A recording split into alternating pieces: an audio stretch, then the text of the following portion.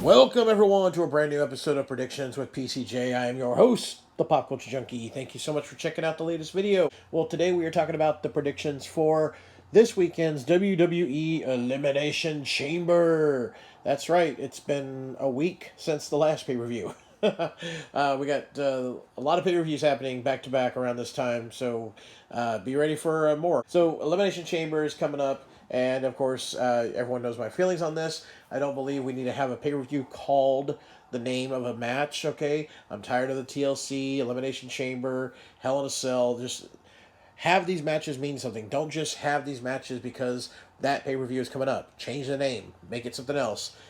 The original Elimination Chamber was at a Survivor Series, and it made sense. But, yes, we have Elimination Chamber coming out. We have not one, but two chamber matches announced. One was previously announced and then scrapped and changed into a different one.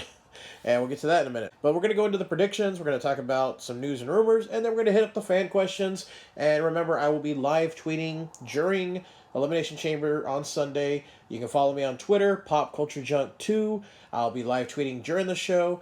And then following that show at the end of the evening, you can see my full spoiler recap and result video as well. So starting off, we have a United States title match. Andrade defending against Humberto Carrillo. I feel like we've seen either Angel Garza, Humberto, or Andrade over and over already so many times on Raw and on pay-per-view. It's just, okay, can we move on past this? But I don't think it's going to be possible because I have a feeling Humberto is going to finally get the win and he will win the U.S. title.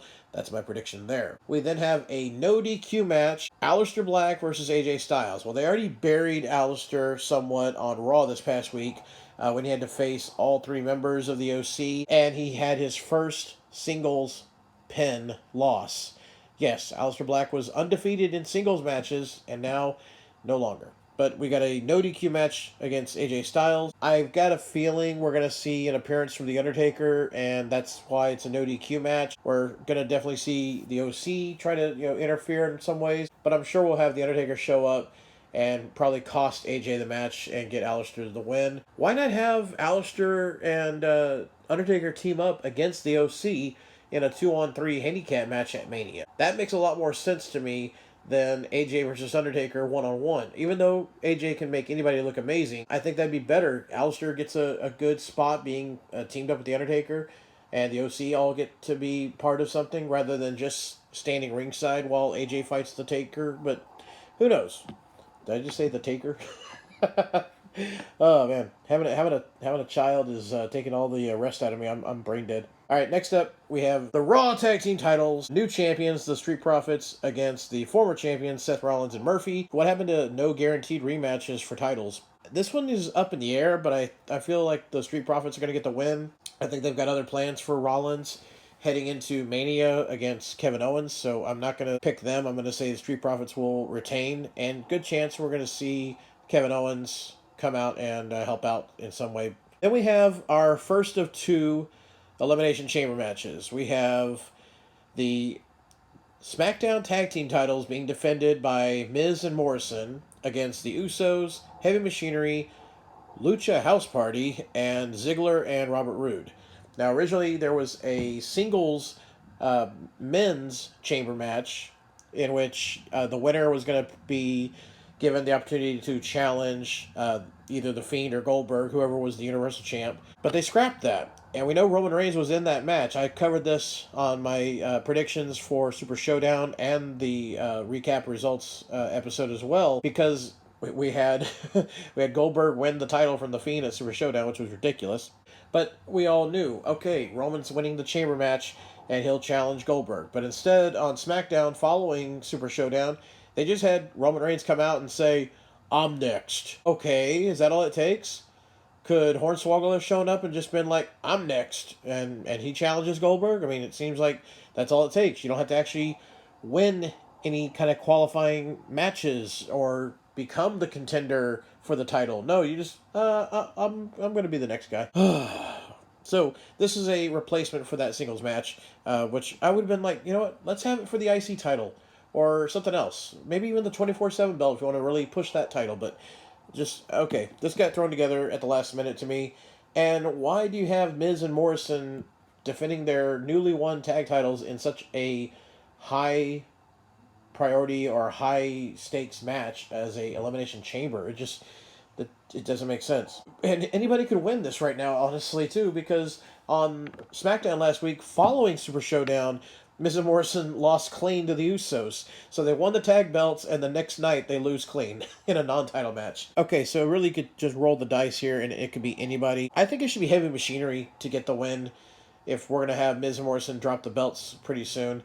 That'll help Otis and Tucker go on to something else after the Mandy storyline has already kind of been just botched again like they do with everything. So I'm going to go with Heavy Machinery.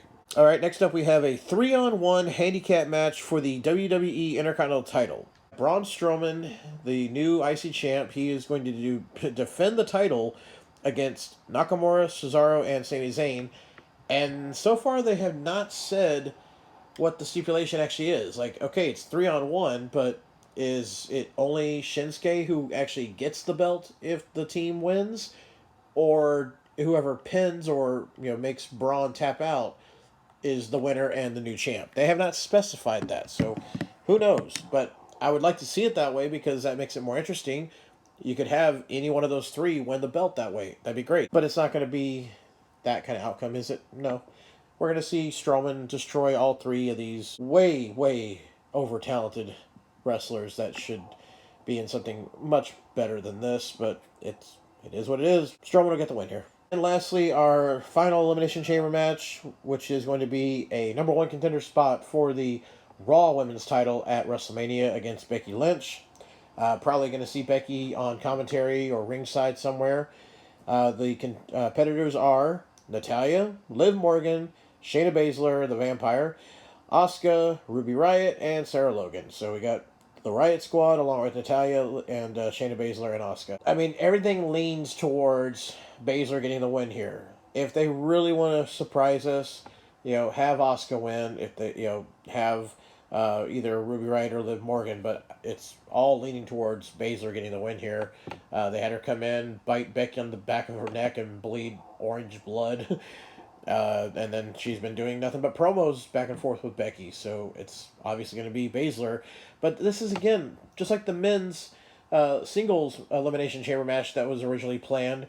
We all knew it was going to be Roman, and by them just having Roman come out the next night on SmackDown and saying he's next without even actually having to do anything to earn that title opportunity, we know it's going to be Baszler. I don't see any of these other women being a possible replacement except for maybe Asuka, but we just had that at the Rumble this year, and they had Asuka lose, so yeah, it's not going to be anybody but Baszler. Unless we get a gigantic surprise of Ronda Rousey showing up, and let's say she jumps Sarah Logan as she's coming out to the ring, similar to Edge beating up Kofi Kingston back in, 2009?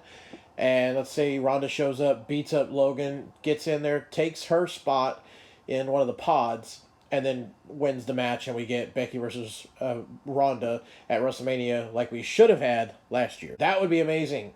I would be fine with that. So that's it for the predictions. Let's go on to some news and rumors.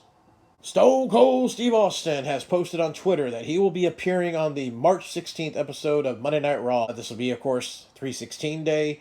And hopefully he'll do more, or be allowed to do more than just tell the fans how much he loves them again, like he did on his last appearance. I mean, they really haven't done anything with him whenever he comes to the shows, and he's willing to do a lot more than they allow him to do. So hopefully we'll see more from him. Paige went in for surgery recently to remove an ovarian cyst.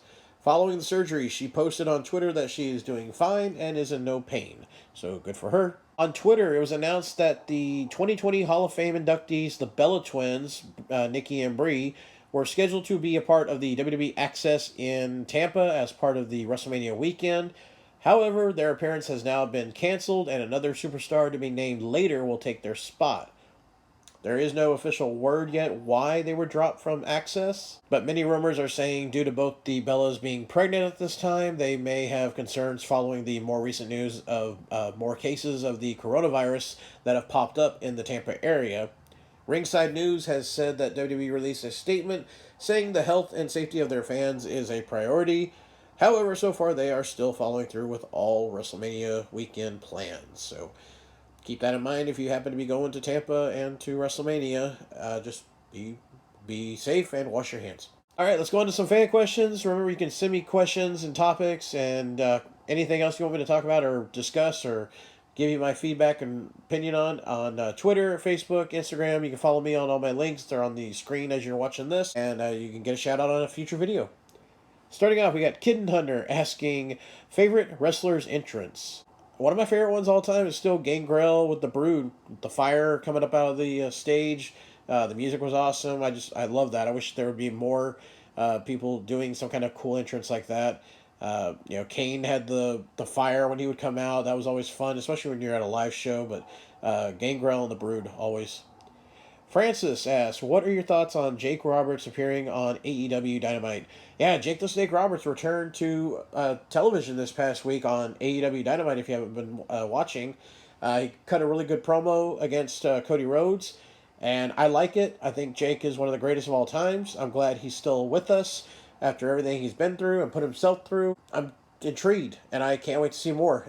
He hinted that he'll be like managing or bringing in somebody that he'll be managing. So that's exciting right there. I mean, one of the greatest minds of all time. So I'm excited. Kevin Haig asks, do you think WWE needs new women's tag teams to make the division mean something? And if so, which teams would you like to see?